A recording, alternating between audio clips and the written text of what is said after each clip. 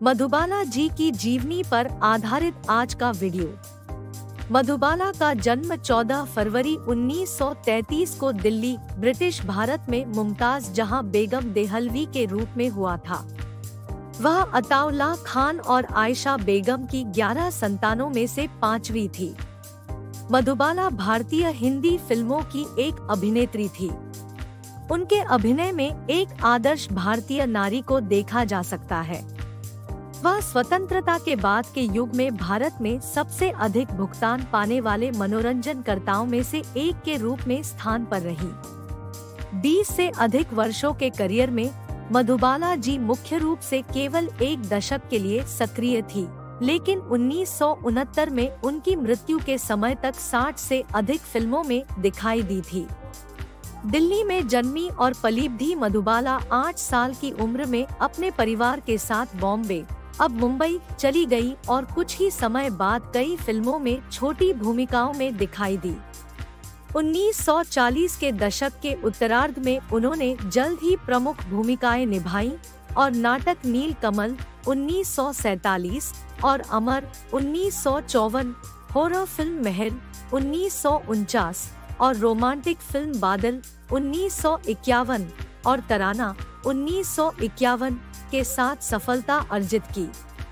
एक संक्षिप्त झटके के बाद मधुबाला ने मिस्टर एंड मिसेस 55 1955, चलती का नाम गाड़ी 1958 और हाफ टिकट 1962, अपराध फिल्मों हावड़ा ब्रिज और काला पानी 1962 में अपनी भूमिकाओं के साथ अंतर्राष्ट्रीय स्तर पर प्रसिद्धि हासिल की।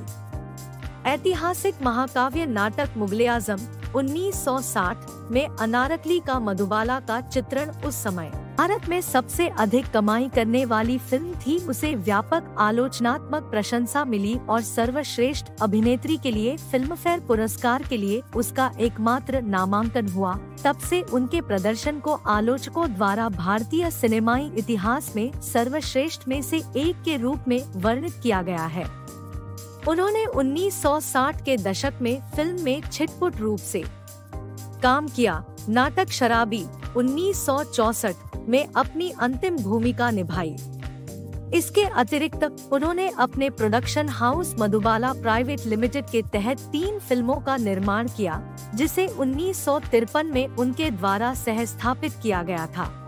मजबूत गोपनीयता बनाए रखने के बावजूद मधुबाला ने दान में सक्रिय रूप से प्रदर्शन करने के लिए और अभिनेता दिलीप कुमार के साथ अपने संबंधों के लिए महत्वपूर्ण मीडिया कवरेज अर्जित किया, जो 7 साल तक चला, और अभिनेता गायक किशोर कुमार के साथ, जिनसे उन्होंने अंततः 1960 में शादी की।